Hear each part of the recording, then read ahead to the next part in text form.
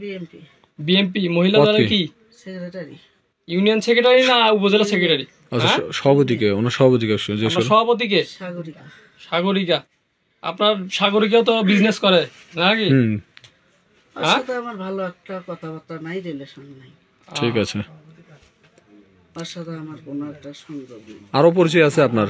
আপনি কি ছিলেন, সাবেক কি ছিলেন? সাবেক মহিলা মেম্বার। হ্যাঁ সেটা বলেন, সাবেক মহিলা মেম্বার ছিলেন। সাবেক কি ছিলেন? মহিলা মেম্বার।